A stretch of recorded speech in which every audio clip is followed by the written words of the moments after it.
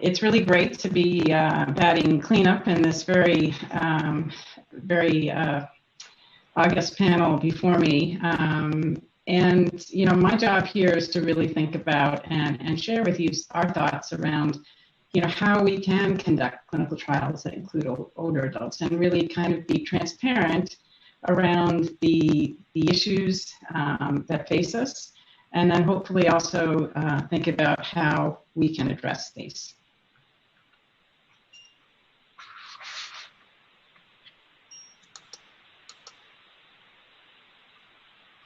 So just a disclosure from my perspective, I am employed by Biogen, but the views that I am sharing today are reflective of my own opinions and not necessarily of the company.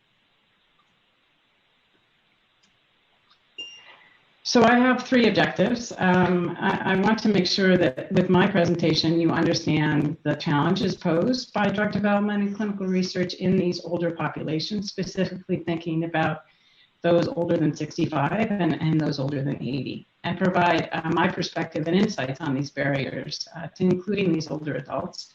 And the other speakers have really already spoken to the fact that it is important to gather this data, especially given that this population of patients actually are some of the largest consumers of medications.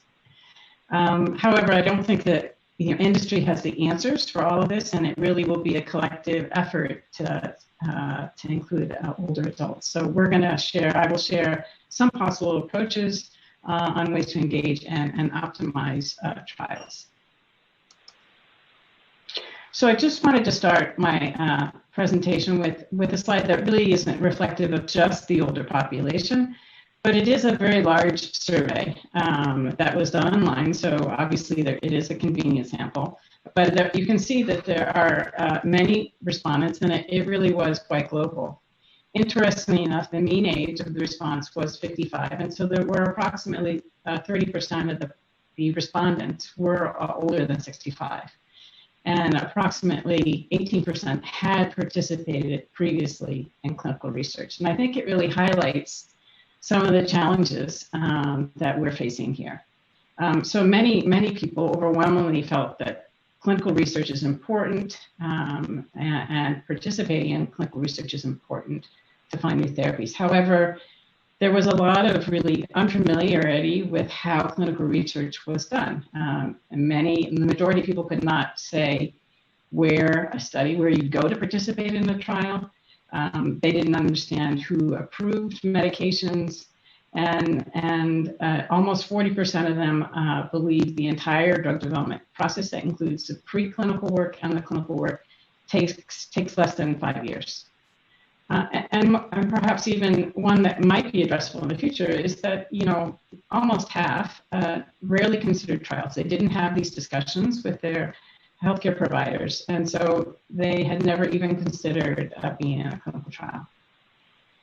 And of those 18% that had prior experience, almost half of them again expressed that it was difficult over time to participate, and it disrupted their daily routine. And on the right side of the slide outlines the 13 most important participation factors for these the respondents. And you can see this is a survey that has been done 3 times. This last one was from 2017, but it compares the prior 2 years in the 2015 column, and you can see generally across the board, with the exception of the number of study visits, it's increasingly important for these factors are increasingly important. So now narrowing it to the older adults, there was an interesting, though small, pilot study that was done in France and really focused on a more urban environment in Paris. But they did look at patients who were in long-term care units, those who were hospitalized for acute care problem, and those who were living at home. So they had a nice cross-section of potentially patients that were fit or vulnerable or frail. However, self-identified, 80% of them felt they were in generally good health, but they were certainly taking a large number of medications. And you can see when asked, these were actually face-to-face interviews, and when asked about their participation in two potential trial settings, one where there would be a benefit to them to participating, and one in a situation where there was potentially no benefit. In general, only 44% of these folks, and they were aged 70 to 100 in this particular survey, only 44% would agree to participate in trial if there was benefit, and only 21% would be willing to participate if there was potentially no benefit. And you can see the reasons there why people were not interested in participating. And this was in a study where they had potential benefit to them. I use a lot of drugs. I'm afraid, I don't want to take a placebo. So certainly there are a lot of misperceptions and unknowns and a lack of awareness and a knowledge gap that we could potentially address. And additionally, there is the burdens of the clinical trial, actually getting to and from the site. A lot of times these people who are participating would need a caregiver to travel with them. It's the length of the trial, it's the procedures. They're worried about the impact on their caregiver and who may still be working. And of course, they want their physician to support them or their healthcare provider, and they play an important role. So with respect to recruitment, I think the last couple of slides have highlighted some of these points, but really what motivates people to participate, and a lot of these data come from insights that Biogen has generated through patient and caregiver ad boards. Just to give a slight aside, Biogen focuses on neurological diseases, and a lot of the diseases that we're currently focused on are those in this population. So we are looking at Alzheimer's and Parkinson's disease as those that people may know a lot about, but then other things like MSA and PSP or other types of movement disorders. We are looking at stroke, and we'll discuss that in the next slide. And so we are looking at these areas, and we are trying to make sure that our trials can meet the needs. And what we hear from them, from both the caregivers and the participants, that they would like to participate because they want access to new treatment. They want access to be seen at those sites where they have high expertise by the staff, and they are really altruistic needs. They want to, even if they're not going to benefit, they know it may help others. The headwinds that we face is just oftentimes these trials are very long. Our trials often run anywhere from 2 to 4 years. They're overwhelmed by the complexity of the procedures, the possibility of placebo. And again, there's just still some general mistrust of pharmaceutical and biotech companies. With respect to the care partners, they're worried about the safety of the person participating, the side effects, and generally they have a lack of awareness of studies. With respect to retention, this increases, so the challenges increases, as I said, with these longer studies.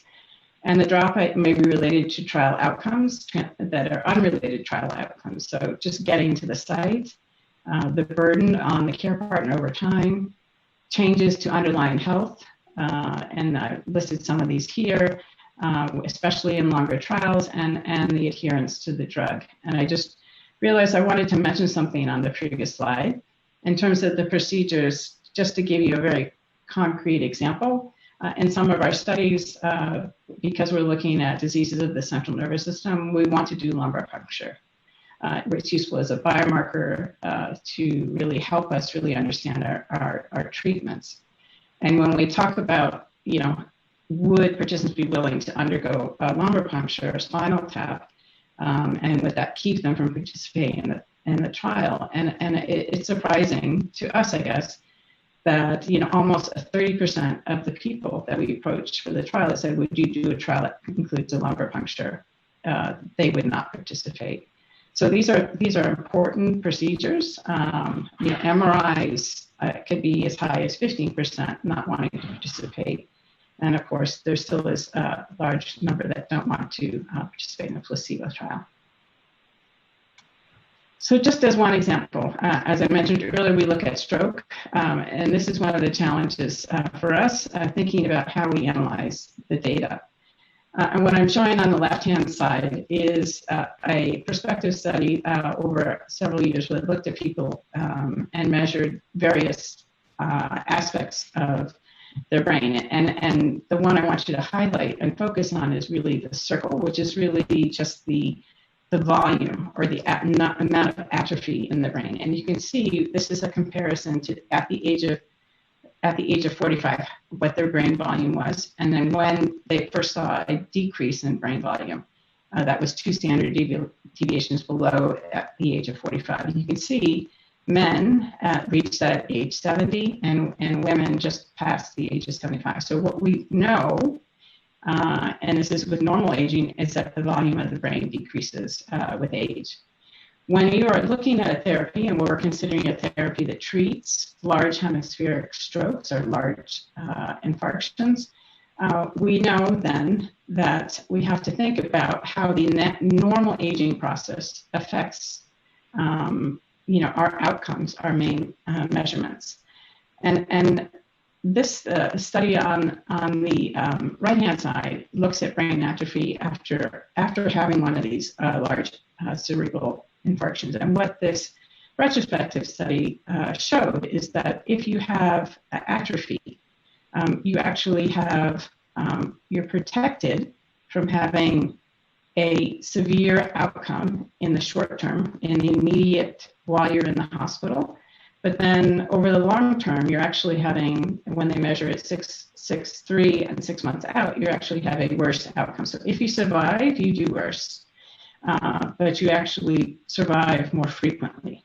So these are things as we are measuring outcomes in the 3 and 6 month period in our stroke trial, we really have to think about how including these patients that have the atrophy and how that protects them in that immediate period, but then impairs them from looking at our primary outcome. So switching to safety, I think a lot of these have already been addressed, and how not only does it affect both the PK and the PD of these drugs, but these then translate into potentially safety concerns.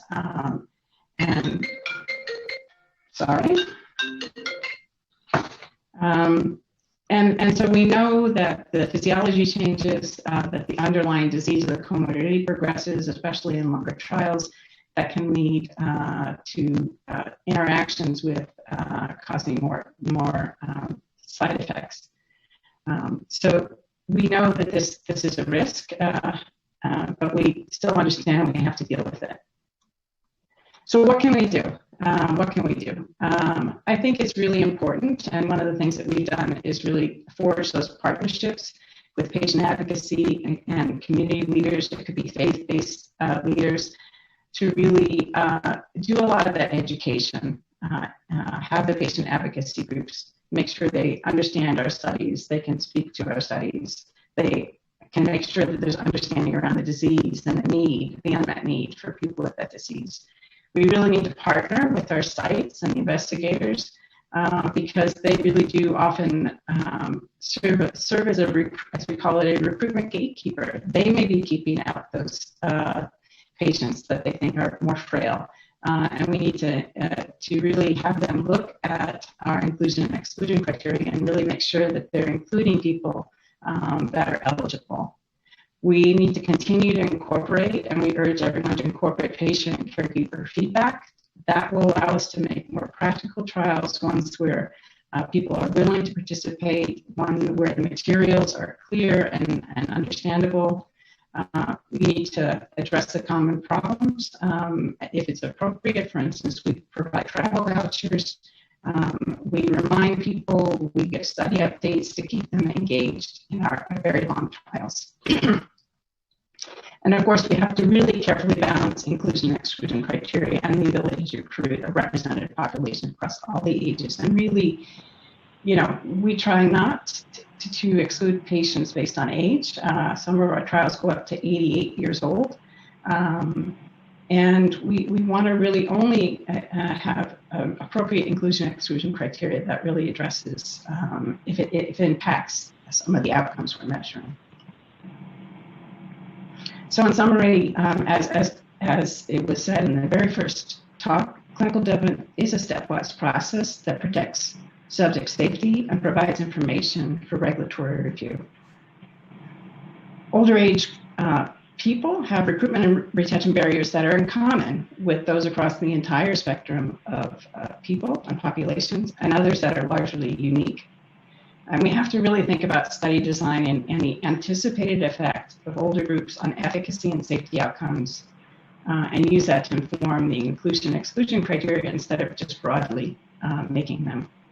And we need additional data on frail older adults or broader age range that may still be needed if they don't make it into these trials to guide safe and effective use for them. So thank you.